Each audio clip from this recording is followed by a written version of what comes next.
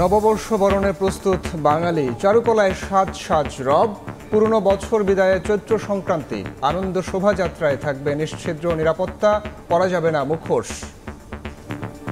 প্যাঁচা বানাচ্ছিলাম, ভাগের মুখ বানাচ্ছিলাম, মুখোশ বানাচ্ছি। শেষ মুহূর্তের কাজগুলো এখন করা হচ্ছে, তো রাতের মধ্যে শেষ হয়ে যাবে আশা করা যাচ্ছে। গতবারের মতো এবার আমাদের অনুষ্ঠান ভালো হবে। আমাদের থিম সং যেটাকে বলি আমরা, মুক্তির কথা, নতুন প্রাণের কথা, এগিয়ে যাবার কথা এবং আলোর পথে অভিযাত্রী হবার কথা।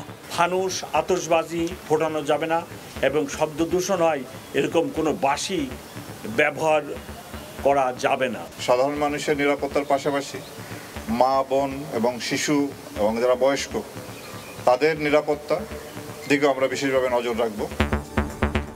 পহেলা বৈশাখ সম্প্রীতির প্রতীক, দল মত নির্বিশেষে সবাইকে উদযাপনের আহ্বান প্রধান উপদেষ্টার। পহেলা বৈশাখ আমাদের এই সম্প্রীতির অন্যতম প্রতীক। প্রত্যেকে নিজ নিজ উপায়ে নিজেদের রীতি অনুযায়ী উদযাপন করব। আমরা সবাই সার্বজনীন এই উৎসবে অংশ নেব। দেখছিলেন প্রধান শিরোনাম। সন্ধ্যার সময়ের সঙ্গে আছি আমি সাইফুল রুদ্র এবং আমি ওমর ইনান। এবার অন্যান্য শীর্ষ সংবাদ। প্লট দুর্নীতির মামলায় হাসিনা, রেহানা ও টিউলিপ আজমিনার বিরুদ্ধে গ্রেফতারি পরোয়ানা। পদ্মা ও ইউনিয়ন ব্যাংকের অর্থ আত্মসাতের মামলায় আসামি 31 জন। মডেল মেঘনার আটক আদেশ কেন অবৈধ হবে না জানতে চেয়ে রুল। গ্রেফতার প্রক্রিয়া সঠিক হয়নি বললেন আইন উপদেষ্টা, সরিয়ে দেয়া হলো ডিবি প্রধানকে। নির্বাচনের সময় নিয়ে প্রধান উপদেষ্টা কেন স্থির থাকতে পারছেন না, প্রশ্ন বিএনপি নেতা সালাউদ্দিনের। ভোট নিয়ে ধোঁয়াশা পছন্দ করবে না দেশ বিদেশের কেউই। বিনিয়োগ সম্মেলনে ৩,১০০ কোটি টাকা লগ্নির ঘোষণা। চূড়ান্ত সিদ্ধান্তের জন্য আগামী বছর পর্যন্ত অপেক্ষা, জানালো বিডা। নেপালের জন্য অর্থনৈতিক অঞ্চল তৈরির নির্দেশ। এবং শিল্পে গ্যাসের দাম প্রতি ঘনমিটারে বাড়ল 10 টাকা। ক্যাপটিভ বিদ্যুৎ শ্রেণীতে 12 টাকা বৃদ্ধি। নতুন দর চলতি এপ্রিল মাসের বিল থেকেই কার্যকর, জানালো বিইআরসি।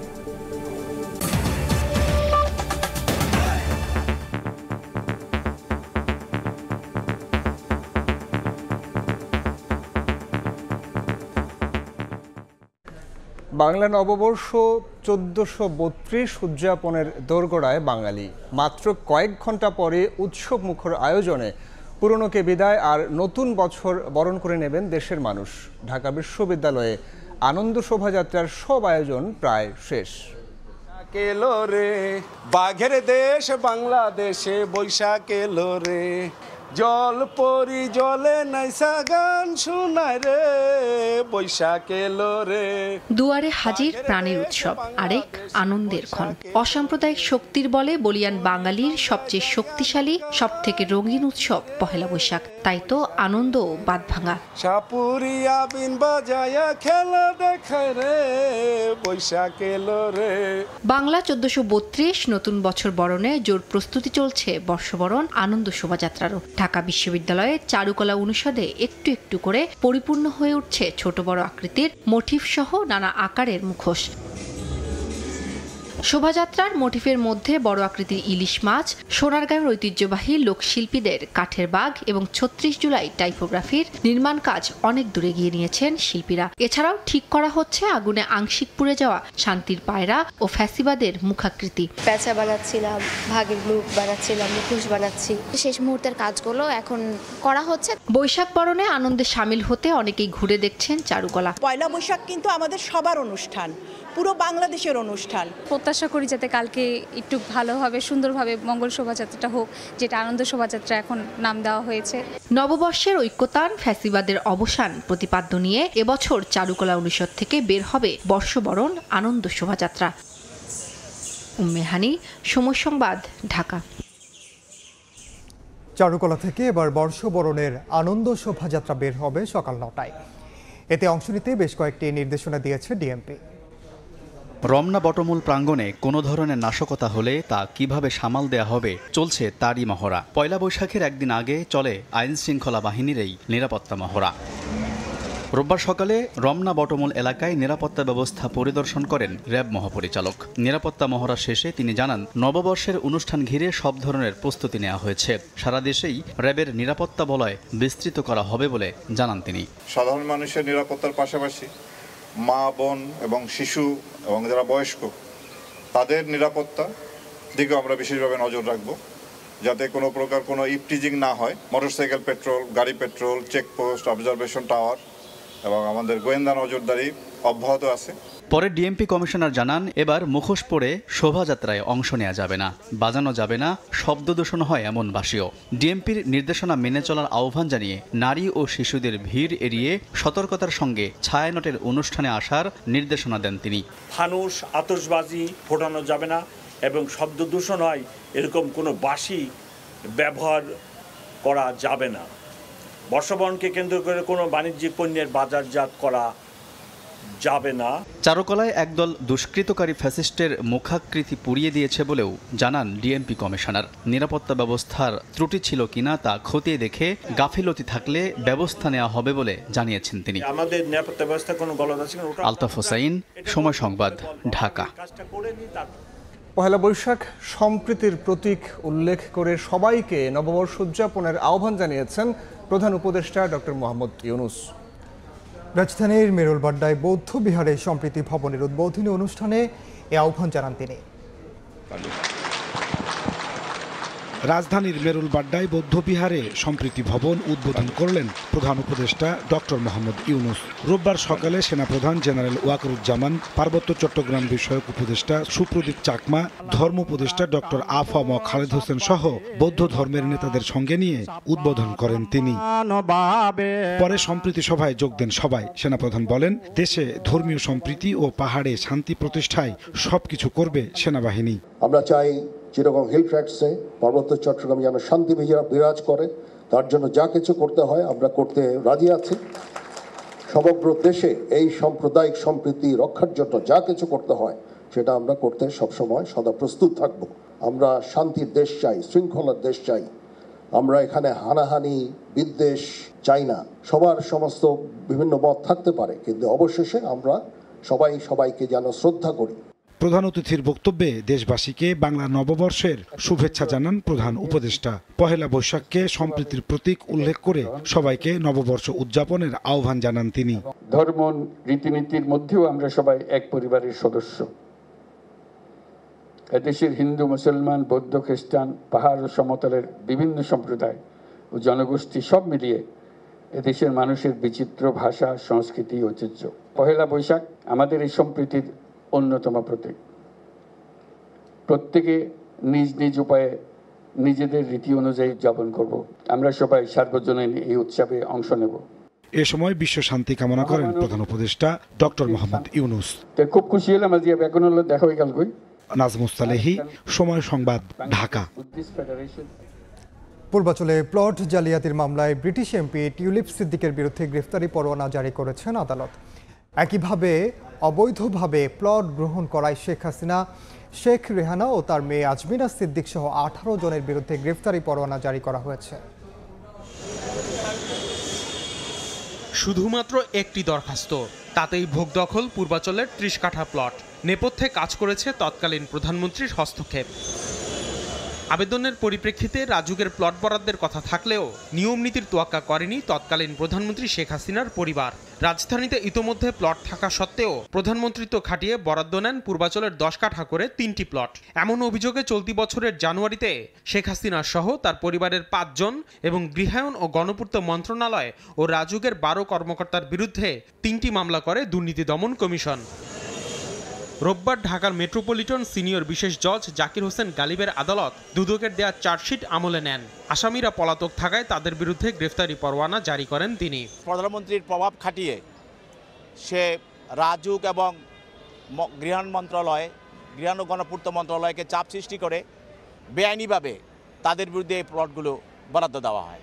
চলতি মাসের ২৭ তারিখের মধ্যে ওয়ারেন্টভুক্তদের আদালতে উপস্থিত করা না গেলে তাদের অনুপস্থিতিতেই বিচার প্রক্রিয়া চলবে বলে জানান দুদক মহাপরিচালক। যদি তিনি দেশে না আসেন, নির্ধারিত সময়ের মধ্যে বিজ্ঞ আদালতে যদি তিনি হাজির না হয়ে আত্মপক্ষ সমর্থনের সুযোগ না নেন, তাহলে তার অনুপস্থিতিতে বিচার কার্যক্রম শুরু করা হবে।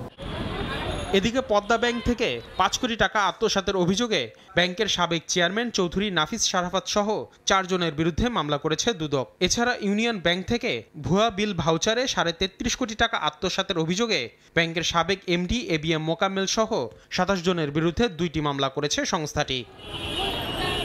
আসিফ মোহাম্মদ সিয়াম, সময় সংবাদ, ঢাকা। বিশেষ ক্ষমতা আইনে মডেল মেঘনা আলমের ৩০ দিনের আটকাদেশ কেন অবৈধ হবে না তা জানতে চেয়ে রুল জারি করেছেন হাইকোর্ট। বিকেলে রিটের শুনানি করে এই রুল জারি করেন বিচারপতি রাজিকাল জলিলের নেতৃত্বাধীন বেঞ্চ। এদিকে আইন উপদেষ্টা বলেছেন মেঘনাকে আটকের প্রক্রিয়া সঠিক হয়নি।